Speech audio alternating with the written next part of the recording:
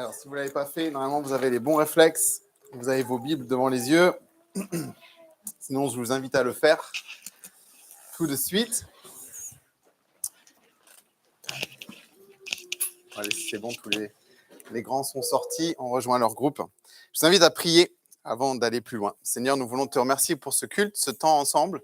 Merci pour cette occasion de vraiment te louer, d'élever nos voix par ces chants, d'exprimer la louange qui remplit nos cœurs, la joie qui remplit nos cœurs. Seigneur, on te remercie pour le privilège aussi de pouvoir le faire ensemble, en communauté, avec nos frères et sœurs. Et Seigneur, nous voulons te prier pour ce moment maintenant. Nous allons ouvrir ta parole, ouvrir la Bible ensemble. Et Seigneur, que tu nous parles à travers elle. Au nom de Jésus. Amen. Alors vous savez, on est dans la semaine de Pâques. Dimanche prochain, on va célébrer Pâques.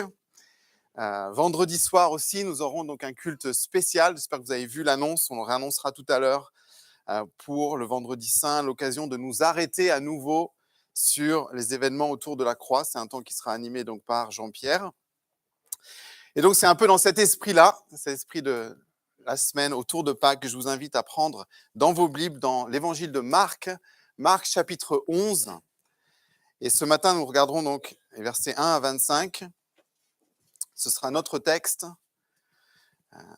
pour ce matin. Alors, on ne va pas insister trop lourdement sur les rameaux, les branchages ou les ânes. Ils sont dans le texte, donc on va en parler, on va voir ce que ça veut dire. Mais il y a d'autres choses autour, vous allez voir. On va prendre en fait ce texte qu'on appelle souvent l'entrée triomphale, un peu plus dans son contexte, avec les choses qui se sont passées autour.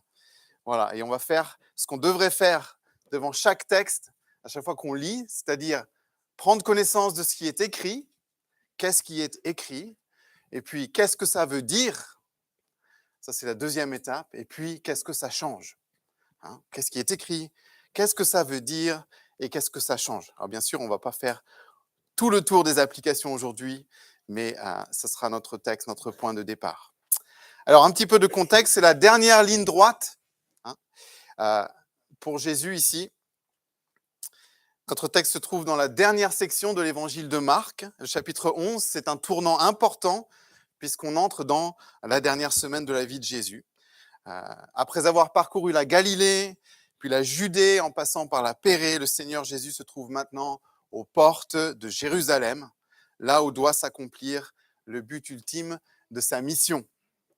Et je vous invite donc sans plus tarder à lire dans un premier temps les versets 1 à 11.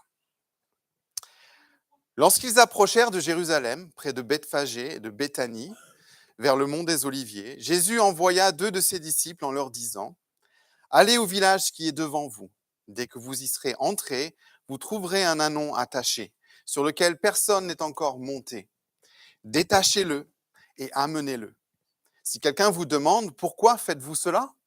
répondez « Le Seigneur en a besoin. » Et à l'instant, il le laissera venir ici. Les disciples partirent, ils trouvèrent l'ânon attaché dehors près d'une porte, dans la rue, et ils le détachèrent. Quelques-uns de ceux qui étaient là leur dirent : « Que faites-vous ? Pourquoi détachez-vous cet ânon ?» Ils répondirent comme Jésus le leur avait dit, et on les laissa faire. Ils amenèrent l'ânon à Jésus, jetèrent leurs vêtements sur lui, et Jésus s'assit dessus. Beaucoup de gens étendirent leurs vêtements sur le chemin, et d'autres des branches qu'ils coupèrent dans les champs. Ceux qui précédaient et ceux qui suivaient Jésus criaient « Hosanna, béni soit celui qui vient au nom du Seigneur. Béni soit le règne qui vient au nom du Seigneur, le règne de David, notre Père. Hosanna dans les lieux très hauts. » Jésus entra à Jérusalem et se rendit au temple. Après avoir tout regardé autour de lui, comme il était déjà tard, il sortit pour aller à Béthanie avec les 12. Et on va s'arrêter là pour la première section. Cet épisode est vraiment surprenant, n'est-ce pas ? Il y a quand même ici une grande rupture, un grand contraste, un changement dans l'attitude de Jésus. Si vous connaissez sa vie, si vous avez lu les évangiles, il y a quelque chose de marquant ici. Lui qui, pendant 3 ans, a fait en sorte de contrôler les foules pour qu'elles ne s'emballent pas, qu'elles ne le fassent pas roi, justement. Lui qui demandait la discrétion à ceux qu'il guérissait et délivrait, lui qui s'était réfugié dans les montagnes, par exemple, après avoir nourri 5000 hommes. Pourquoi? Parce que, on le lit dans Jean 6,15, parce qu'à ce moment-là, après avoir été nourris d'une manière si extraordinaire, les foules voulaient le faire roi. Ce même Jésus, qui a fait des efforts pour contrôler, pour ne pas que les foules s'emballent, ce même Jésus va maintenant organiser une entrée assez spectaculaire dans Jérusalem. J'ai choisi le mot organiser. On parle souvent de ces événements comme s'ils arrivaient à Jésus, qui lui n'avait pas grand-chose à voir avec ça. Je pense que le texte nous montre le contraire. Rien n'est improvisé. Jésus sait exactement ce qu'il fait, comme le montre très bien d'ailleurs la façon dont les disciples vont récupérer l'anneau dans les versets 1 à 7. On voit ici vraiment la souveraineté de Jésus dans les moindres détails. Il contrôle parfaitement la situation. Rien n'est fait au hasard. Alors pourquoi ce changement d'approche? Eh bien tout simplement parce que le moment fixé par Dieu est arrivé. Le moment fixé par Dieu est arrivé. Jésus vit au rythme du plan de Dieu. Et nous sommes à un tournant, nous sommes au début de la semaine qui va changer la face du monde pour toujours. Et la première chose que Jésus fait ici, c'est de se révéler publiquement comme le roi divin, le sauveur promis. Rappelez-vous, au tout début de son ministère, Jésus avait dit, c'est dans Marc, on peut le lire, Marc 1,15, « Le moment est arrivé, le royaume de Dieu est proche. » Peu de gens l'ont compris à ce moment-là. C'était au tout début de son ministère. Il parlait de lui-même. Et puis un peu plus tard, chapitre 8, verset 29, toujours dans Marc, il demande à ses disciples, « D'après vous, qui suis-je » Et Pierre, le porte-parole du groupe des disciples, répond, « Tu es le Christ », c'est-à-dire, tu es le roi. Et maintenant, c'est au tour des foules rassemblées autour de Jésus, formant un cortège d'honneur, de proclamer et de chanter « Béni soit le règne qui vient, le règne de David, notre Père ». Il ne faut pas s'y tromper ici. Jésus n'est pas juste un prophète ou un faiseur de miracles. Il est le roi. Et on l'a vu, cette dernière série qu'on a fait sur les « Je suis », l'identité de Jésus, ne pas se tromper sur qui Jésus est vraiment. C'est capital, c'est une question de salut. Jésus ici se révèle comme étant le roi et c'est vraiment le message central ici des versets 1 à 10. De l'âne aux acclamations de la foule, en passant par les manteaux et les branchages jetés au sol, toute la scène a pour but ici de nous montrer que Jésus est le roi. Alors le choix de l'âne comme monture, grande importance ici. L'âne n'est pas un animal qui a beaucoup la cote chez nous, mais c'était un choix qui parlait aux gens de l'époque, pour plusieurs raisons d'ailleurs.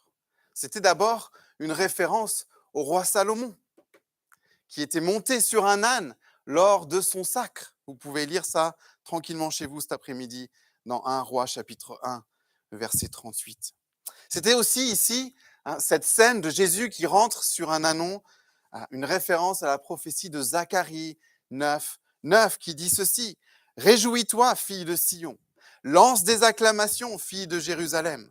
Voici ton roi qui vient à toi.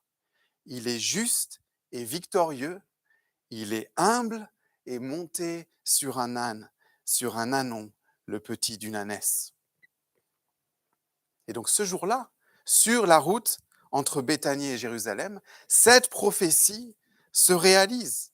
L'homme assis sur un ânon est le roi promis qui vient vers son peuple.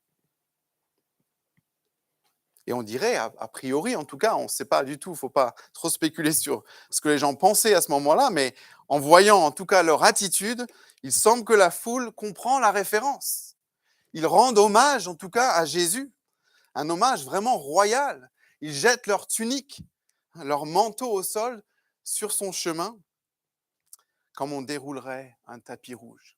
Alors, je ne sais pas si on serait nombreux, si M. Macron venait à Tarbes, je ne sais pas si on serait nombreux à jeter nos blousons sur le passage du parcours présidentiel. Ce n'est pas une question politique, c'est vraiment juste une question d'honneur, là. Mais eux, remarquez qu'ils n'ont pas hésité, d'accord? Ils n'ont pas hésité. C'était un signe fort. Et c'est pas tout, hein, le cortège qui entoure Jésus chante, crie, proclame des choses merveilleuses. Hein, il crie Hosanna, c'est-à-dire sauve maintenant, accorde ton salut. Et puis ils font le lien avec le règne du roi David. Ils citent même le psaume 118. Béni soit celui qui vient au nom de l'Éternel, c'est-à-dire celui que Dieu envoie, celui que Dieu a choisi pour régner. Alors le message est clair ici, Jésus est le roi divin, le sauveur promis. Lorsque nous lisons le mot roi, nous pensons malheureusement souvent aux nombreux mauvais exemples de l'histoire. Et en France, les rois n'ont pas bonne réputation. On sait ce qu'on a fait aux rois dans ce pays, en tout cas certains d'entre eux. La réalité, hein, et ce n'est pas qu'en France, hein, la réalité c'est que les rois humains sont imparfaits. Que même les meilleurs dirigeants finiront toujours par nous décevoir. Et la triste vérité historique, hein, c'est que le pouvoir et l'appât du gain ont souvent amené à des abus terribles et ont causé la chute de grands leaders de ce monde. Mais ce n'est pas de ça qu'on va parler ce matin. Ce dont on veut parler ce matin, c'est la bonne nouvelle. Et la bonne nouvelle, c'est que Jésus, le roi, n'est pas un tyran. Il n'est pas un despote, ce n'est pas un roi qui est venu pour terroriser son peuple ou pour le soumettre d'une main de fer ou pour tirer profit de son pouvoir. Ce roi est humble. On l'a lu il y a quelques instants dans Zacharie 9, 9. Et il est venu comme un serviteur. C'est aussi dans Marc 10, 45, l'un des versets clés de tout l'évangile, qui nous dit ceci, en effet, le Fils de l'homme n'est pas venu pour être servi, mais pour servir et donner sa vie en rançon pour beaucoup. Le roi de notre texte, Jésus, est un roi qui aime ses sujets, qui sert ses sujets, un roi qui donne sa vie pour ses sujets. Ça m'a fait penser ce matin en venant à ce chant que j'aime beaucoup, le chemin, la vérité, la vie. Vous voyez la strophe qui dit « Ton regard s'étonne, tu ne comprends pas. Un roi qui pardonne, ça n'existe pas. Un roi qui s'incline devant ses sujets, couronné d'épines, à toi de juger. » Jésus n'est pas un roi comme les autres. Il est souverain, il est tout-puissant, il est parfaitement juste, mais il est également humble, bon, bienveillant, et il n'a pas hésité à donner sa vie pour nous sauver. Et Jésus n'est pas n'importe quel roi, il est le roi divin, le roi promis, le roi sauveur, le roi libérateur. Alors la question ce matin, pour nous, ici nous ne sommes pas dans les mêmes événements que cette foule. Et si nous pensons à cette image de Jésus qui se révèle comme le roi, la question que je nous pose ce matin, c'est est-ce que Jésus est notre roi? Est-ce qu'il règne dans nos cœurs? Est-ce qu'il règne sur tous les domaines de notre vie?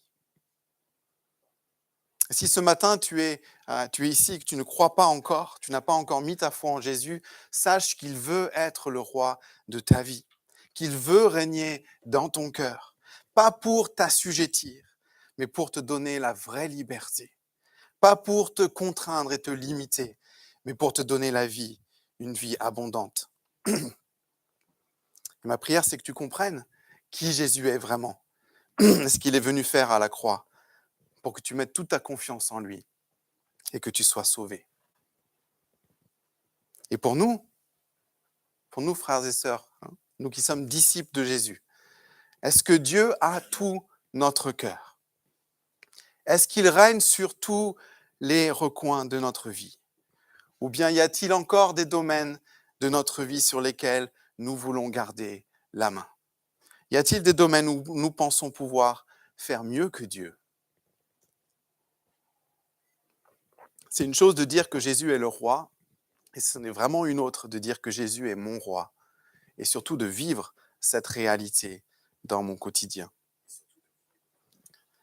Marchons à la suite de Jésus, notre roi majestueux et humble, puissant et bienveillant, saint et plein de compassion. Cherchons son royaume, sa volonté et sa justice. Laissons-le régner totalement, entièrement dans nos cœurs. Alors on continue. La journée se termine au temple et Jésus prend un moment pour observer attentivement ce qui s'y passe, avant de retourner tout simplement à Béthanie, où il était logé. C'est une fin assez abrupte, n'est-ce pas? C'est une fin peut-être un peu décevante. Après l'euphorie de la journée, on a l'impression d'un... Alors, je ne suis pas du tout cuisinier, mais on a l'impression d'un soufflet qui se dégonfle.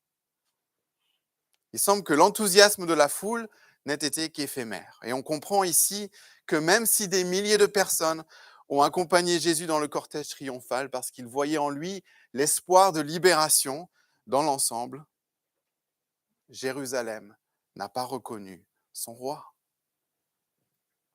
Et cette scène très surprenante qui vient conclure cette journée si particulière nous révèle ici qu'il y a un problème, que quelque chose ne tourne pas rond dans les cœurs du peuple de Dieu et dans le temple.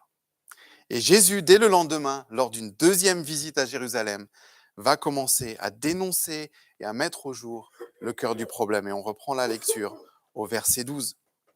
Le lendemain, comme il quittait Béthanie, Jésus eut faim.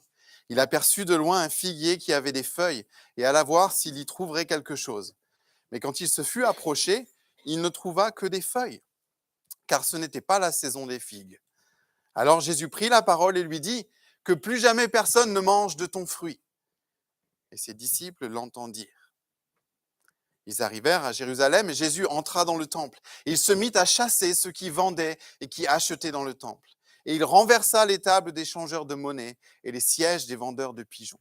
Il ne laissait personne transporter un objet à travers le temple et il les enseignait en disant « N'est-il pas écrit ? Mon temple sera appelé une maison de prière pour toutes les nations. Mais vous, vous en avez fait une caverne de voleurs. » Les chefs des prêtres, les spécialistes de la loi l'entendirent et ils cherchaient les moyens de le faire mourir. Ils le redoutaient en effet parce que toute la foule était frappée par son enseignement. Le soir venu, Jésus sortit de la ville. Deuxième petite pause ici. Alors qu'est-ce qui se passe ici? Quelle mouche a piqué Jésus? À première vue, on peut se demander si le Seigneur n'est pas simplement ici dans un mauvais jour. Le figuier et les marchands du temple font peut-être tout simplement les frais de sa mauvaise humeur ce jour-là. En réalité, ce n'est pas du tout le cas, on est d'accord. Ce que Jésus fait ce jour-là est délibéré, ce n'est pas une saute d'humeur ou une perte de contrôle. Ce jour-là, en quittant Béthanie pour se rendre au temple, Jésus a un objectif bien précis en tête. Et ces événements qui nous surprennent, ces actions un peu extrêmes de Jésus sont là pour nous enseigner. Même si nous avons tendance à nous arrêter sur le spectaculaire, Jésus qui maudit un figuier, le figuier qui sèche. Il faut remarquer que Jésus a passé une bonne partie de la journée à enseigner les foules, verset 17, dans le parvis du temple. Et ces paroles ont eu un impact. La foule était frappée par son enseignement, verset 18. Et donc, au lieu de se demander si Jésus a quelque chose contre les figuiers, ou bien si la scène du temple veut dire que Dieu est contre l'argent et le commerce, nous ferions mieux de nous demander qu'est-ce que Jésus veut nous apprendre ici. Le lundi matin, le Seigneur et les 12 reprennent la route vers Jérusalem et en chemin, Jésus a faim, c'est ce que le texte dit. Il voit un figuier rempli de feuilles, bon signe, a priori, s'approche pour cueillir quelques fruits, il n'y en a pas. Et Marc précisera, vous voyez les détails quand même, verset 13, c'est a priori normal parce que ce n'est pas la saison des figues. Jusqu'ici, rien de plus banal. Mais Jésus va réagir ici d'une manière virulente. Il est en colère. Il va maudire le figuier en disant que plus jamais personne ne mange de ton fruit. Et les disciples se rendront compte de l'effet de ces paroles le lendemain. Alors avant d'aller un petit peu plus loin, il faut quand même faire justice à Jésus. Alors, vous pouvez vous imaginer que cet épisode du figuier a fait couler beaucoup d'encre dans les commentateurs et les commentaires. Il y a différentes approches ici parce que c'est perturbant. Il faut l'avouer. Quand on lit ce texte, c'est perturbant. Alors, il faut quand même, je pense, faire justice à Jésus concernant la saison des figues. Alors, et moi, je ne suis pas du tout spécialiste des figuiers du Moyen-Orient. Donc, voilà. Mais apparemment, euh, certaines des explications, c'est soit il y aurait des variétés de figuiers qui ne suivaient pas la saison normale et qui pouvaient porter du fruit en décalage, ou bien qu'il y avait aussi, vous l'avez peut-être déjà entendu, en fait, dans le cycle de floraison et dans le cycle de vie du figuier, il y a une période où le figuier produit des petits bourgeons qui sont comestibles et qui apparaissent en même temps que le feuillage au printemps. On les appelle parfois les pré-figues, et que les gens avaient l'habitude de les manger comme ça quand ils voyageaient, passaient devant les figuiers. Le feuillage verdoyant de ce figuier promettait, a priori, la présence de ces pré-figues. Mais malgré son apparente bonne santé, cet arbre était en réalité stérile. Et en fait, c'est là le cœur du sens. C'est bien là le vrai problème. L'apparence du figuier est trompeuse. Et elle masque, cette apparence verdoyante, une triste réalité. Et Jésus veut donner en fait ici une leçon de choses. En fait, la meilleure façon, peu importe que ce soit les pré-figues ou que vous préfériez la théorie de la variété de figuiers différentes, en fait, ce n'est pas ça le problème. Ici, ce que Jésus fait, c'est une parabole vivante, tout simplement. D'accord ? Jésus ne s'est pas trompé, ne s'est pas emporté. C'est une parabole vivante, il y a quelque chose là qu'il veut que l'on comprenne. Et vous remarquerez au passage que lorsqu'il maudit le figuier, il ne le fait pas en marmonnant dans sa barbe, mais il le dit haut et fort pour que ses disciples l'entendent. Je pense que ça rajoute vraiment à cet argument que Jésus ici leur donnait une parabole vivante. Alors quelle leçon à tirer de cet événement ? Eh bien, le figuier est un signe. C'est un symbole d'ailleurs biblique qui est utilisé tout au long des pages de l'Écriture. Le figuier est utilisé, entre autres, dans l'Ancien Testament pour représenter le peuple de Dieu, et en particulier la vie spirituelle du peuple. Je vous lis un exemple dans Michée 7, verset 1, où Dieu vient vers son peuple s'attendant à trouver du fruit, c'est-à-dire il s'attend à trouver une foi, une consécration, mais au lieu de cela, il dit « Malheur à moi, car je suis comme à la récolte des fruits, comme au grappillage après la vendange. Il n'y a pas de grappe à manger, pas une de ces figues précoces que je désire. »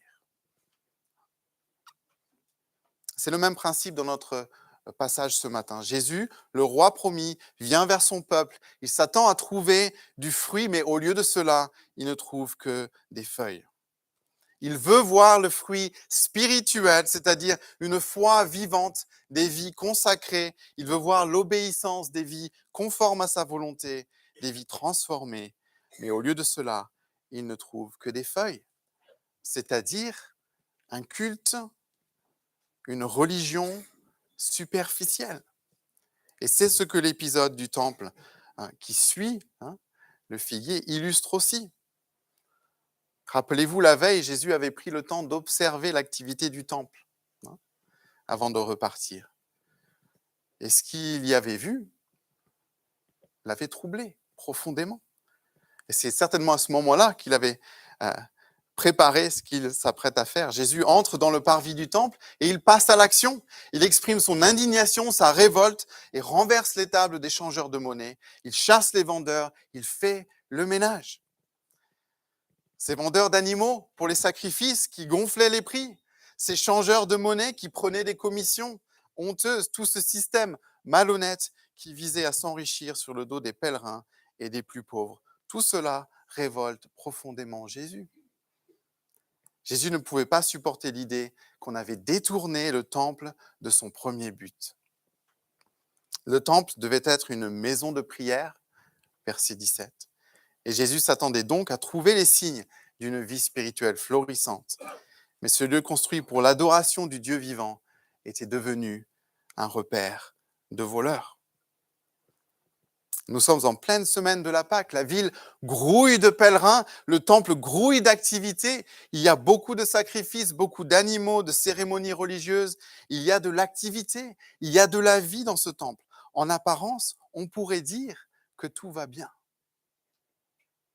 Mais en réalité, les cœurs sont éloignés de Dieu. Ils sont endurcis. Le feuillage est luxuriant, mais il n'y a pas de fruits. Le temple était un lieu bouillonnant d'activités religieuses, mais sans vraie portée spirituelle. Et donc je pense que ce texte doit nous interpeller au moins de deux façons. Quand on pense à l'application. D'abord en tant qu'Église, en tant que communauté de disciples. Nous devons, je pense, régulièrement nous poser la question.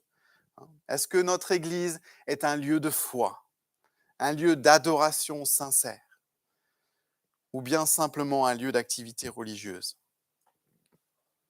C'est très facile en fait de multiplier les activités, les projets, les cultes, les comités, les rencontres, les réunions. Ces choses ne sont pas forcément des signes d'une bonne santé spirituelle. Nous devons donc veiller à ce que la vie de notre communauté ne soit pas superficielle, remplie de feuilles. Nous voulons ensemble montrer le fruit que Dieu recherche et qu'il produit en nous. Nous voulons être consacrés, obéissants, avoir une foi vivante, agissante et croissante. Ce qui rend nos activités valables aux yeux de Dieu, c'est la disposition de nos cœurs lorsque nous les faisons et le fruit qu'elles produisent dans nos vies et dans notre communauté. C'est là qu'est la vraie valeur. Ce sont notre foi et notre amour pour Dieu qui doivent motiver nos activités, nos rencontres et nos cultes.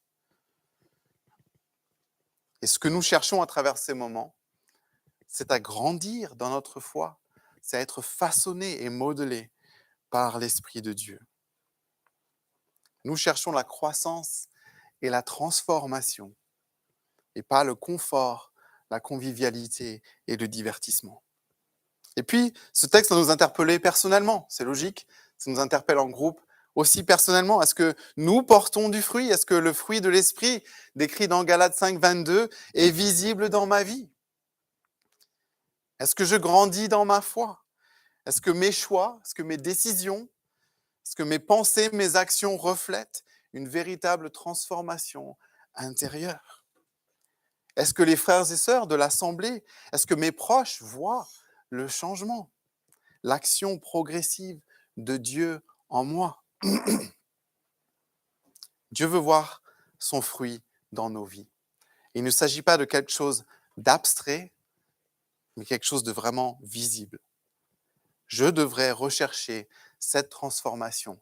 Prier pour que Dieu, par sa grâce, petit à petit, transforme ma colère, mon orgueil, mon impatience, mon indifférence, mon anxiété. On ne va pas faire toute la liste. C'est ça le vrai fruit. C'est cela qu'il veut pour chacun d'entre nous. C'est ce fruit que nous devons désirer et que nous demandons à Dieu de produire en nous.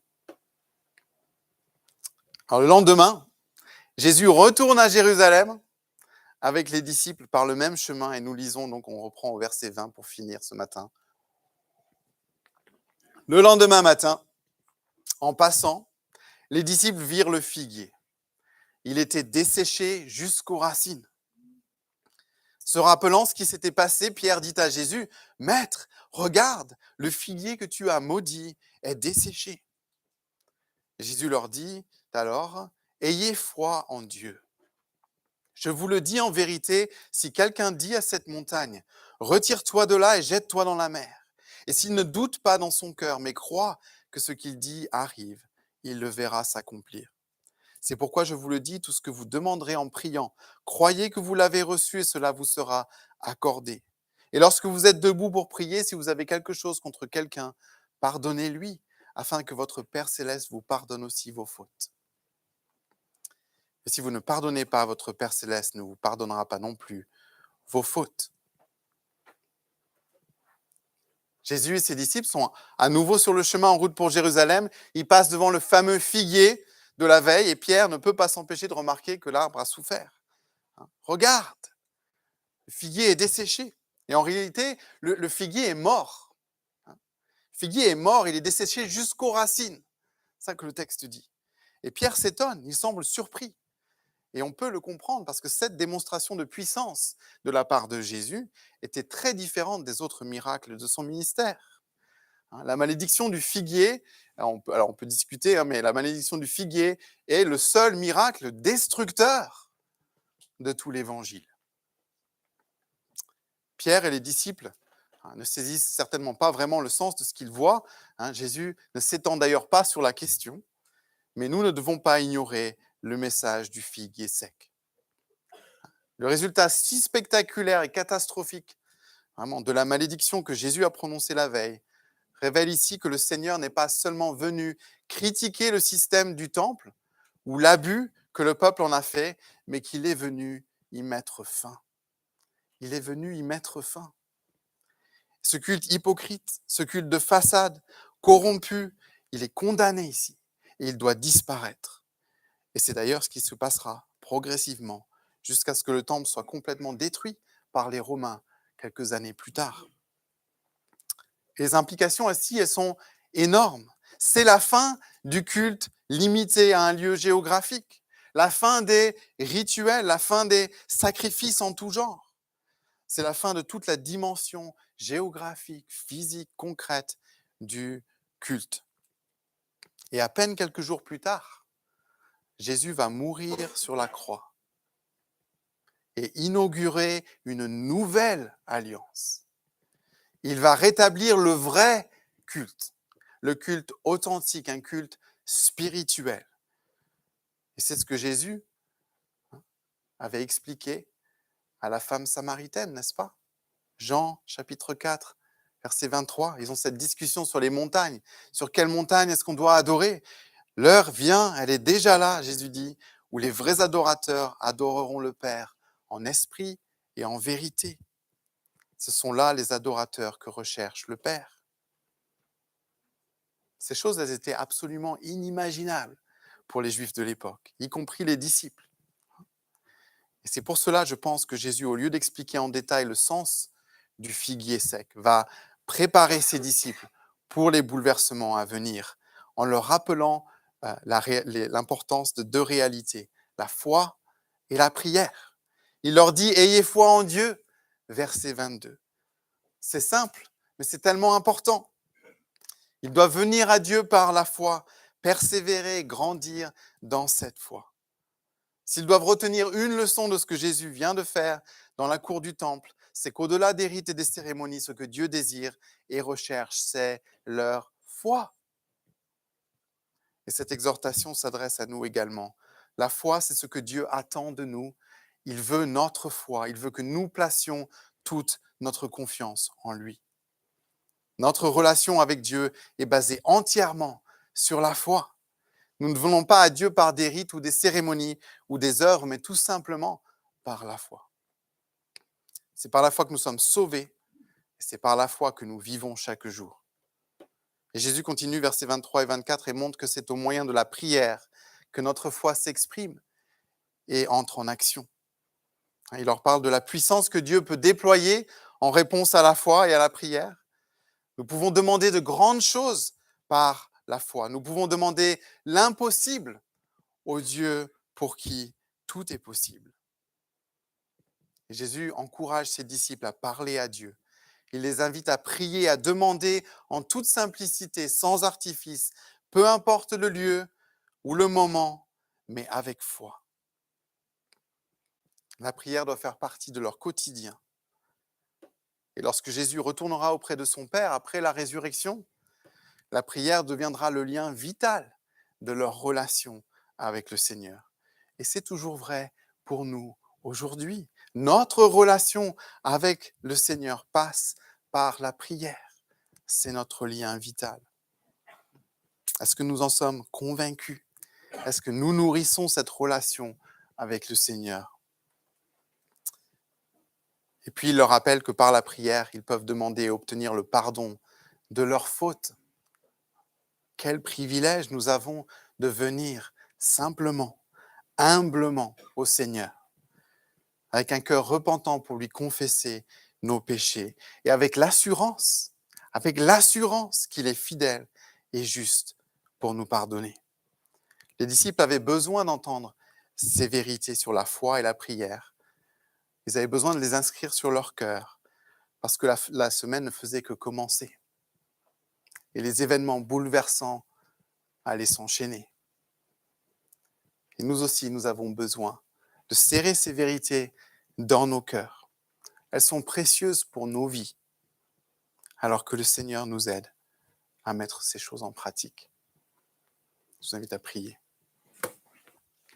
Seigneur, nous voulons te remercier encore pour ce texte. Seigneur, nous voulons te demander ce matin vraiment de régner dans nos cœurs. Seigneur, nous le voyons dans les pages de l'Écriture, tu es le roi. Ce que tu veux, ce n'est pas juste une partie de notre vie, une petite partie de notre temps.